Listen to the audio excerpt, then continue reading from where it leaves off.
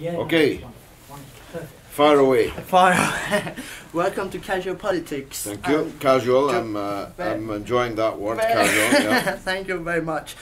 You need no introduction, Geoge Galloway. You've been a member of Parliament since 1987, and then you became a leading member of a Respect Party. Eventually, you also you were a leader, and you are still a leader since 2004. So my first question is, how did you get involved in politics? I was born into politics, really. My parents were political activists. My grandparents, to some extent, also. And so it was as natural as mother's milk to me.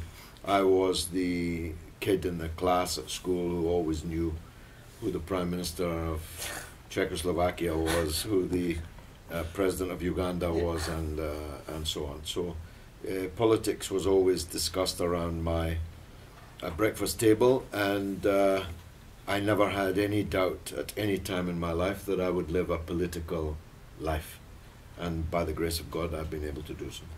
And what has changed in politics since you've entered in Parliament since 1987? Well, on one level, a great many things have changed, but on a fundamental level, they remain the same. Let me deal with the fundamental level first. The world is still divided between the rich and powerful and the poor and powerless. Rich countries dominating poor countries, rich people in the rich countries dominating the poor people in their countries, and rich people in the poor countries also dominating and exploiting the poor in their countries. That has not changed. It will not change until the socialist idea comes to pass. The German revolutionary Rosa Luxemburg said almost 100 years ago that the choice facing the world was socialism or barbarism, and I believe that's still the same choice. So that has not changed. What has changed is the stratification of people in class terms, the number of blue-collar, trade unionized proletarians in Britain and most Western countries. It's obviously very much smaller now than it was when I was born. When I was born, factories employing 10, 15,000 people inside one place, under one roof, in one union, were commonplace. Indeed, my father worked in one, and I later also worked in one. That's no longer the case. Workers are atomized more in different small employers, and oftentimes not involved in trade unions, sometimes not allowed to be in trade unions. So that's a big change. When I was born, 98% of the people in 1955, so when I was one, 98% of the British people voted either Labour or Conservative. Only 2% voted for anyone else. And of course, that's very different now. The two big parties, Labour and the Conservatives, will be lucky to achieve 55% between them. It's not even inconceivable that they'll get 50% between them. And so the plurality of the British party political scene has vastly changed since I was young. However, you can have a lot of different parties with different names, wearing different colours, but if they are fundamentally the same, they have the same attitude to property, power, imperialism, the things that make my politics tick, then you're as well having 2 or 22, it won't make any real difference. You talk about plurality of British politics. Now we saw rise of nationalist parties such as NSP in Scotland and UKIP and UKIP. So in what sense it has actually affected your party and overshadowed your party's policies? Well, it's definitely overshadowed us in the sense that it's easy to sell nationalism, chauvinism, xenophobia, racism. It's easy to sell that to the simple-minded. It's much more difficult to sell the socialist idea to people in the current conditions, current political climate. So Nigel Farage has been much more successful than me, although he's not a member of parliament and I am. And UKIP for a long time had no members of parliament, now have two. But that's because, not necessarily because he's any better than me, but because he's selling something eminently more easy to sell. But it's a false prospectus. But why it's easier to sell? Well, because there's a predisposition amongst people in imperial countries like ours to believe that Johnny Foreigner is a problem. Johnny Foreigner over there, or Johnny Foreigner in our midst. You can easily, especially with Rupert Murdoch and the Sun and the Daily Mail and so on, at your side, you can easily get the drum beats going. People have real problems in this country, and it's relatively easy to turn their attention to a scapegoat, to a whipping boy that can be blamed for these problems. In the past, in the 30s, nationalists blamed the Jews. Today's nationalists blame the Muslims, blame the immigrants, blame the blacks, blame the other. Even if that other actually looks just like you, someone from Poland or Latvia, it's relatively easy to turn people's attention to them. But does your party have a sustainable stance on the EU? Well, we support the EU. We think it would be a catastrophe for Britain to leave the EU, which is not to say we support how the EU works, how it runs, who leads it, the perspectives that they have. We don't. We oppose all of those. But the idea of a European Union, ever deeper union, ever more profound union, is one that we support. In fact, we wish, don't expect to see it anytime soon, but we would wish for a United States of Europe, which we think is the way forward for all regions of the world. A united African states, a united Arab states, a united Latin American states, and a united European states. That's the way forward. But as you've always been a leading orator in British politics, also conservatives like Sir Peter Tapsell, they always said. So have you ever requested a debate with Nigel Farage? Yes, I've been pursuing him publicly for a debate for a long time. In fact, I think we could sell out the Albert Hall. And I've proposed to him, let's do it. Let's take the Albert Hall, fill it, raise a vast amount of money for your party and ours. We'll split the proceeds. But he's not accepting my challenge because I think he realizes that he'd get a much tougher time from me than from any of the other political leaders. Before going to Middle East, as you are an expert on Middle East, just last question, British politics, is that now David Cameron said that he would dock the TV debates leadership. So, but some people will say no. If the Green Party are not included in those debates, so if we actually include the Green Party in those debates as well, would you like your party to be in those debates? Well, we'll take a legal action to stop the debates if we're not, because the Greens have one member of Parliament and so do we. And moreover, I've been elected 6 times to Parliament, and the Green MP's been elected once. I've been elected as a Respect MP twice. The Green Party MP has been elected once. I've been in Parliament almost 30 years. She's been in for almost 5. So there's no argument at all in our view. If you're going to have the Greens in the debate, then you have to have us. And I pray to God over and over to be included in such debates, because I think that we would win them.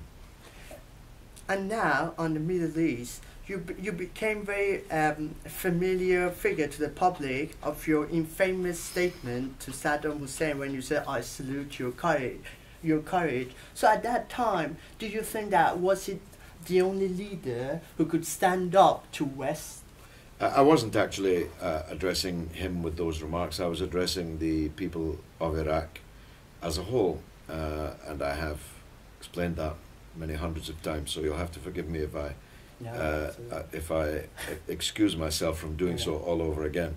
I was not a supporter of Saddam Hussein. I was an opponent of Saddam Hussein when British and American governments and business people were doing a roaring trade with Saddam Hussein. For example, I was one of the few opponents of Saddam's attack against Iran. I was on Iran's side in the war. I believed that building up a dictator like Saddam Hussein would backfire, just like the building up of Al-Qaeda types all over the world has turned out to backfire. Another of the predictions that we made. But when it came to starving to death hundreds of thousands of Iraqi children by sanction, still more when it came to hundreds of thousands of Western soldiers invading and occupying Iraq, we stood with Iraq. And since 2003, you've been a leading figure of Stop Coalition War. And so my question is, to what extent do you think that you're being heard? Because in September, the House of Commons voted for the second intervention in Iraq. So are you being heard at all? Well, the previous year, we stopped not just a British, but thereby a British and American attack on Syria under the pretext of, believe it or not, weapons of mass destruction.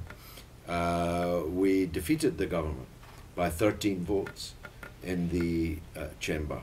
That was a very significant victory, and was a victory not just for our parliamentary performance and tactics, though that was impressive, I think, but the opposition to war, the skepticism about the case being made for war, the lack of credibility of the British political class and leadership is all directly related to the Stop the War Coalition's long campaign against British involvement in these wars. So you can say we didn't stop the Iraq war, that's true. We probably did stop, not ourselves alone. Of course, the local conditions were not good for it, but we probably did stop British governments committing themselves to further invasions of Syria, of Iran, and even of Iraq. You make the point that Britain is bombing in Iraq again, that's true, but they're not going to send their soldiers there. And so far, they're not prepared to bomb Syria either. So we have placed, if you like, parameters around the British government's ability to act in a way that it might have wanted to act. And I think that's a tribute to the millions in Britain who marched behind our banners. And you've always said that it's not our war, and it's not our war. We should not go and fight in Syria, in Iraq, or in Libya, and because it's not our fight. So whose war is it? Whose fight is it? Well, what happens in Libya or Mali is a matter for the Libyans and the Malians. I give those two just as an example. The British have no right whatsoever to dictate the outcome of political conflict or struggle inside these countries. We have a right to defend ourselves against any attack that comes against us from them or anyone. We have a right to defend the rights of British citizens to go about their lawful business and so on. But we don't have the right to interfere in other people's countries.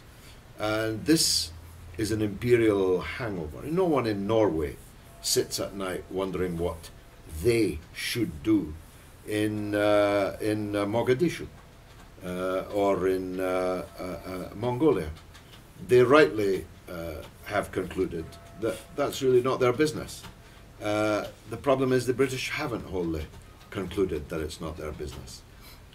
From the 19th century, Britain has been invading and occupying and looting other people's countries. And it's got to stop.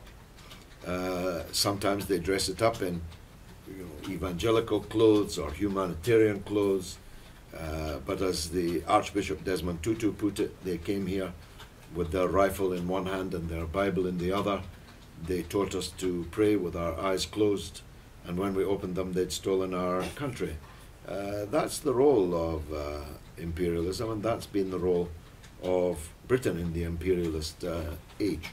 So you ask me whose war is it? Not ours. Neighbours can sometimes have, and I argue this in my book that I see you have, I'm not the only one, I argue the conditions that would need to be present before intervention by anyone in conflicts abroad would be legitimate. And they are this. If a conflict inside a country has spilled over into neighbouring countries, clearly the neighbouring country has a right, maybe a duty to intervene. I'll give you two examples. Julius Nyerere, God rest his soul, when he was the leader of Tanzania, invaded Uganda and brought down Idi Amin, the dictator there, who had declared himself the last king of Scotland and who had massacred the local people.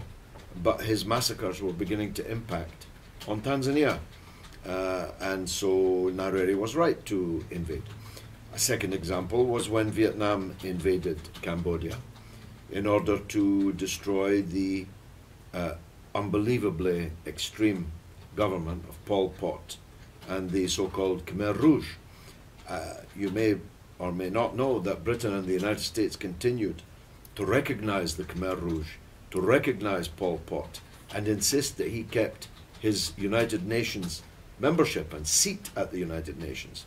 They don't like to remember that now, but the Vietnamese armed forces were right to intervene in Cambodia and bring down the Khmer Rouge regime because Vietnam was being affected by the nihilistic genocide that Pol Pot had unleashed in neighbouring Cambodia.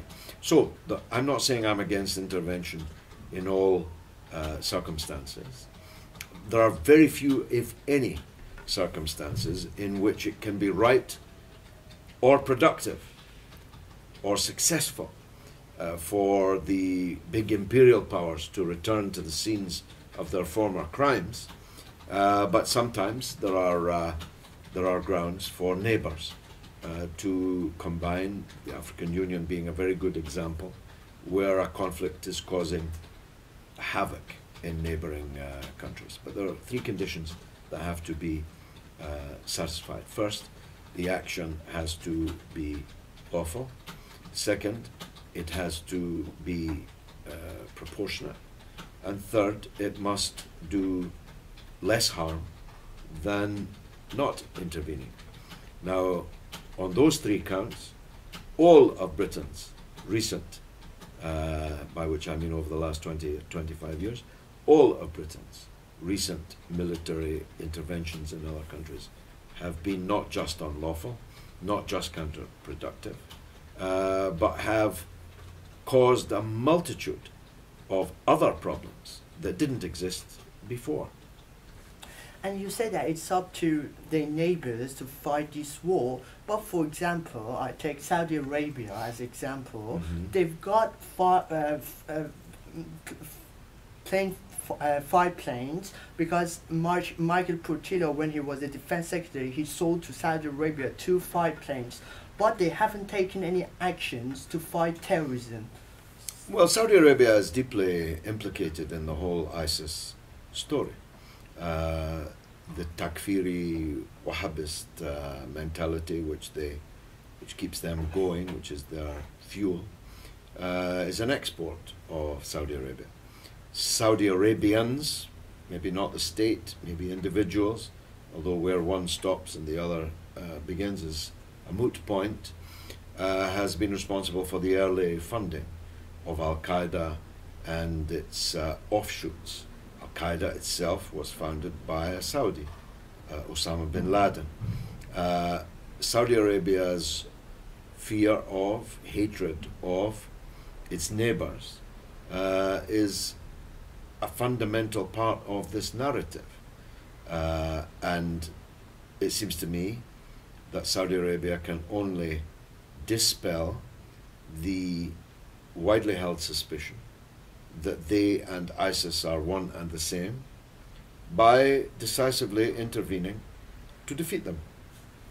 Their neighbor, Iraq, if it is overrun by ISIS, which is an offshoot of Al-Qaeda, then Saudi Arabia will be next. So they have every incentive to become involved, but they're not involved. There are no Saudi soldiers helping the Iraqis to defeat ISIS. As far as I know, there are no Saudi airplanes in the air bombing ISIS. If there are, they're almost certainly in Syria rather than in Iraq. So Saudi Arabia should be held to account. 13 of the 19 hijackers on 9/11 were Saudi citizens. None of them were Iranian, none of them were Iraqi, none of them were Afghans. 13 of the 19 were Saudis.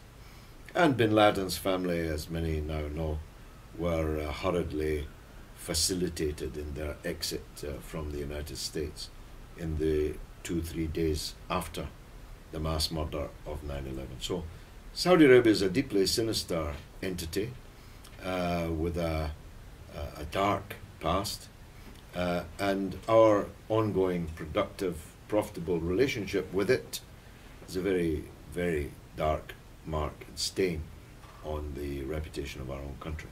Only 2 last questions on the Charlie Hebdo attack in Paris. I know that we can't ignore those attacks. So would you condemn those attacks that occurred in Paris and those provocations? And would you say that... I'm rather offended that you should ask me that question. What sane person would not condemn the cold-blooded murder of unarmed people, the murder of police officers, 3 of them, the murder of shoppers in a kosher supermarket in Paris? These are despicable acts of cold-blooded mass murder. They are crimes, and as the people involved in them claim to be religious, it's worth pointing out they're not just crimes, they are sins. They are mortal sins for which the perpetrator will surely receive condign punishment on the Judgment Day. And do you agree that they say multiculturalism has failed, especially in this country?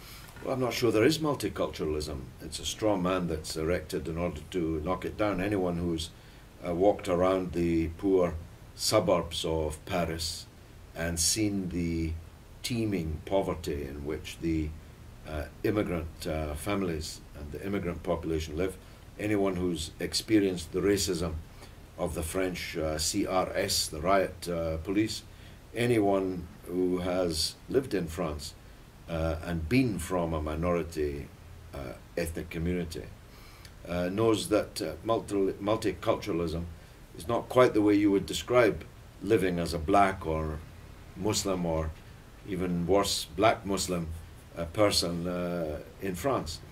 Look, we have no alternative. There is no choice involved in this. We are all mixed together in all these countries. We cannot extirpate, even if we wanted to, any of the minorities that live in our midst. So we have no choice but to get along in a harmonious way, and that means an end to bigotry and discrimination and racism. London, for example, the minorities are the majority in London. 53% of the population of London are from the minority ethnic communities. So we have a right for that to be reflected in the police force, in the political class, in the media, and so on. So far, it is not. There's a problem in Britain with racism, but if you think Britain is racist, you've never lived in France. And do you think that we should, you talk about harmony, do you think that we should all unite alongside each other, Muslims, Jews, Catholics, and Christians, to combat extremism? Well, Catholics are Christians too, so there's no need for that false dichotomy. Of course, extremism of any kind is despicable. Jewish extremists, Christian extremists, Muslim extremists are all peddling a philosophy of despair, a counsel of despair. And if we don't defeat them, they will tear us apart and we'll all be sunk. I'm encouraged that most Muslims, most Christians, and most Jews turn their back on that kind of extremism. And my last question, how do you foresee the future of the United Kingdom as a whole after the Scottish referendum? Well, there's a real danger of the state breaking apart. If, God forbid, the Conservatives were to be re-elected, for example, in May for another 5 years, there would almost certainly be another referendum on a Scottish breakaway, and it would almost certainly be lost. And then Britain would no longer exist as a state. Now, there are some who find that proposition attractive. I don't myself, because what would happen is that the English state that would remain would continue to play the pernicious, perfidious role which the British state has played. The English state would carry on playing that role. It would still have a seat on the Security Council. It would still be a nuclear armed power. It would still be in NATO. It would still be a key American ally. All these things would continue, so nothing would be gained in that regard. But the state, the English state that would be left behind, would be almost certainly a perpetually right-wing state. And it would create an economic environment for private profit, capitalism, that the Scottish state would have to replicate or die, because no one's going to locate their business in a high tax, high regulation, social democratic Scotland if they can do so in the opposite conditions in England. So there would then be a race to the bottom with Scotland and England in a Dutch auction of how many regulations they could burn, how many taxes they could cut, how they could make life even easier for exploiters. And as each did, the other would respond, and before long you'd have the lowest regulation, lowest tax, lowest public services that it's possible to imagine. So I hope that Britain will not break up, but there's a real danger that it will. Thank you, Geoge Galloway, for Welcome. the clarity in all of your answers. Pleasure. I'm very grateful to you. Thank you Pleasure. very much. Thank you.